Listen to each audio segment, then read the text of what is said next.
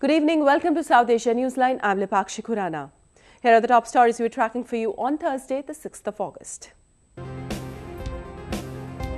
India on alert ahead of Independence Day after terror attack in Jammu and Kashmir.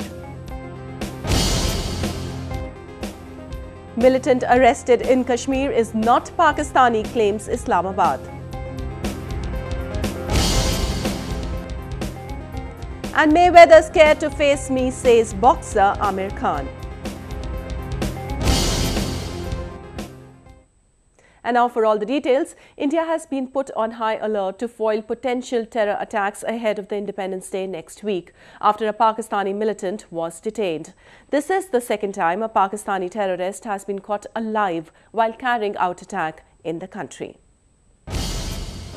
India's National Investigation Agency has begun probe into a terror attack in Jammu and Kashmir which killed 2 paramilitary personnel on Wednesday. The NIA will also interrogate the lone militant caught alive.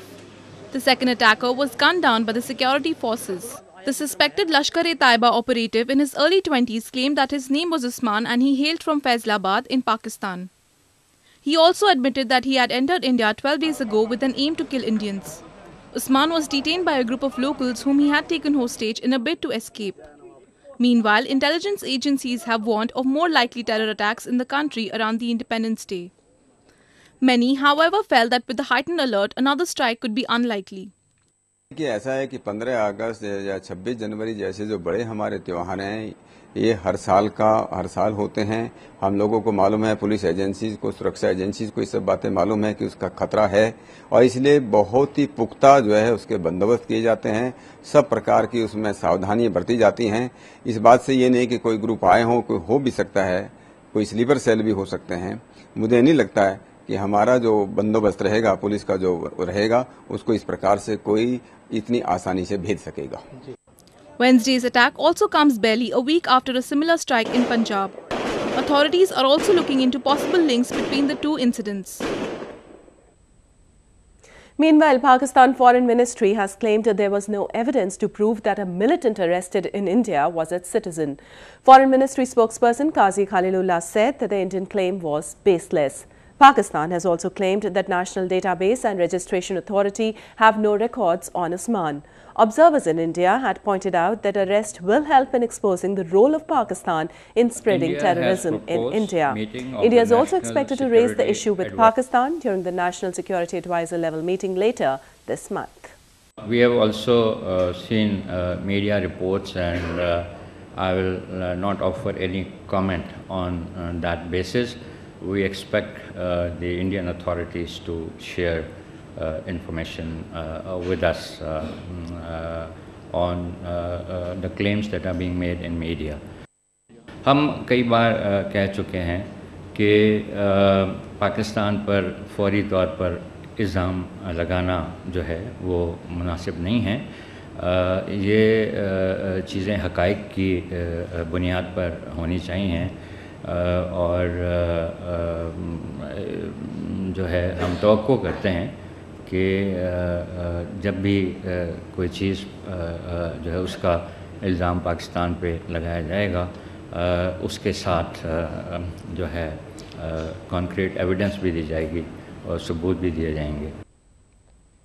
A Pakistani court has issued a non-bailable arrest warrant against Muttahida Qawmi Movement chief Altaf Hussain.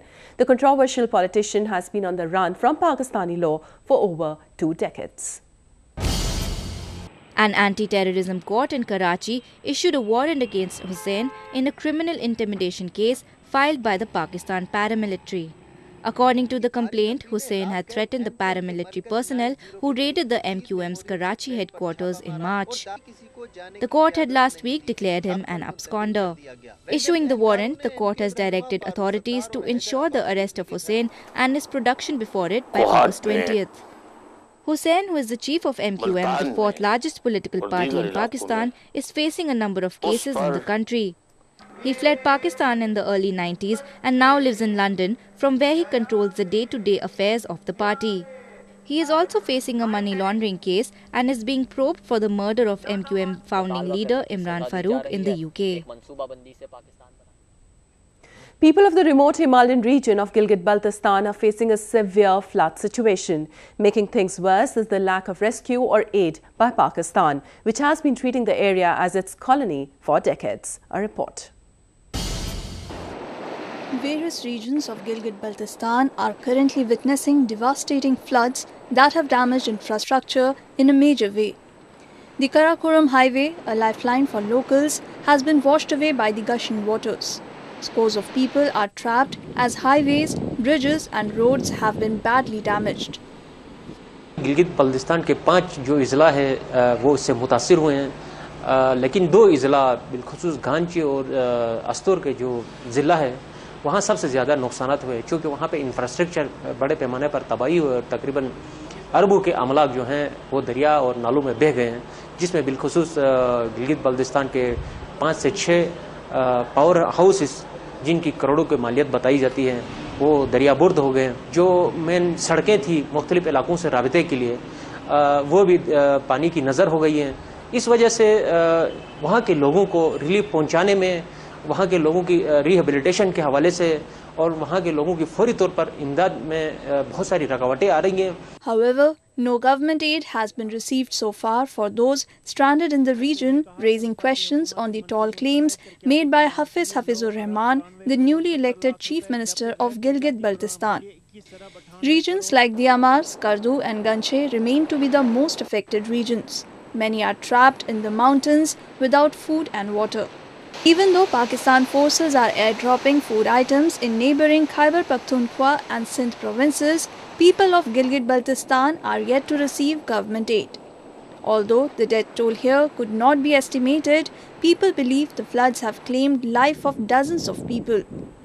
Locals now fear for landslides triggered by the flood, further damaging whatever little is left in the remote Himalayan region in the name of infrastructure. 2015 has been one of the deadliest years in Afghanistan in terms of civilian casualties, a UN report has claimed. The country has seen an increase in militant attacks after the withdrawal of NATO forces. Armed clashes in Afghanistan have spiraled casualties in the first half of 2015 as fighting intensified between the Afghan troops and Taliban militants. A report by the United Nations Assistance Mission in Afghanistan on Wednesday revealed that almost 5,000 civilian casualties were recorded in the war-torn country between January and June, the highest toll since 2009. In the first 6 months of 2015, UNAMA documented 4,921 civilian casualties, consisting of 1,592 deaths and 3,329 injured, overall amounting to a 1% increase in civilian casualties compared to last year. The increase in violence has taken a toll particularly on women and children. Conflict-related violence took a particularly heavy toll on women and children. While the overall increase in civilian casualties reached 1%, women casualties increased by 23%.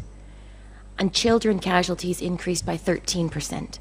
The worsening security situation has made many locals concerned.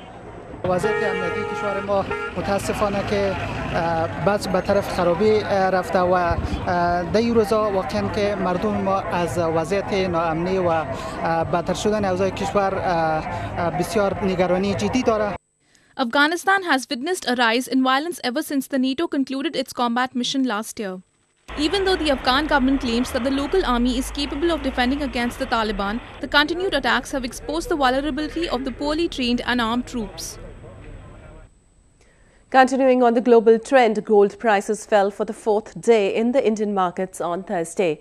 Prices of the yellow metal in India, which hit a 4-year low, was selling at $392 per 10 grams. The precious metal has seen a price drop of nearly $5 in the past 3 days. Analysts have pointed at the strengthening dollar, possible hike in rates by the US Fed and considerable fall in demand as the reasons behind the fall of prices.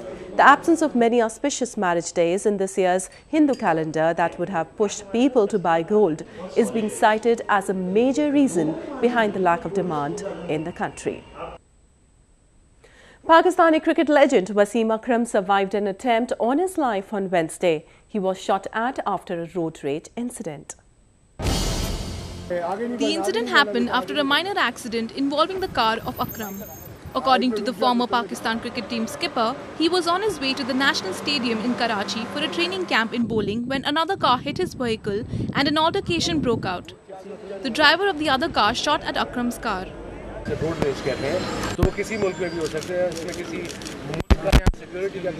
The attacker later fled the scene.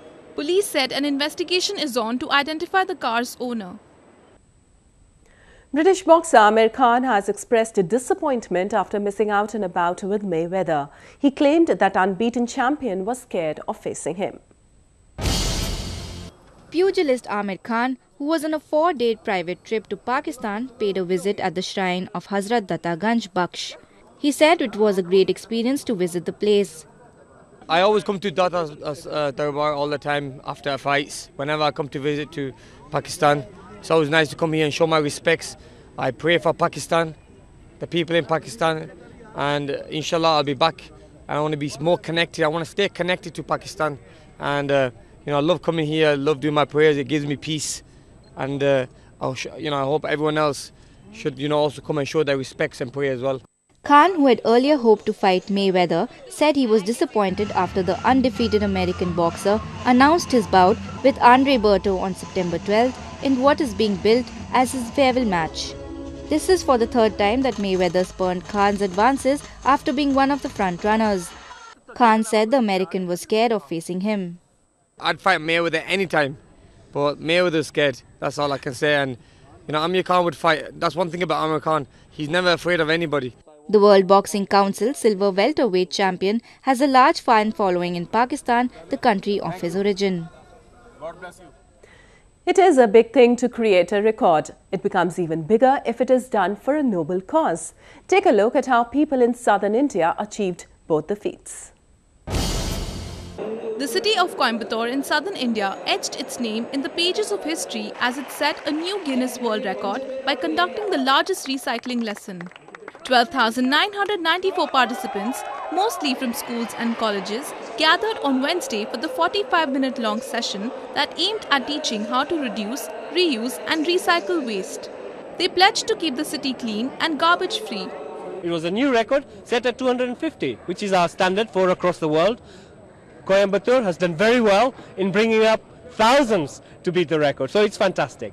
Coimbatore is the 6th largest urban agglomeration in India with a population of over 1 million people. It generates over 600 metric tons of garbage daily. Well, that's the way it was in South Asia this evening. Before we conclude, the top stories once again. India on alert ahead of Independence Day after terror attack in Jammu and Kashmir. Militant arrested in Kashmir is not Pakistani, claims Islamabad. And Mayweather scared to face me, says boxer Amir Khan. Now our viewers can watch the show on SouthAsiaNewsline.com. You can also visit us on Facebook.com/SAsiaNewsline and follow us on Twitter @SAsiaNewsline. That's all in tonight's edition. We'll see you same time tomorrow. Good night.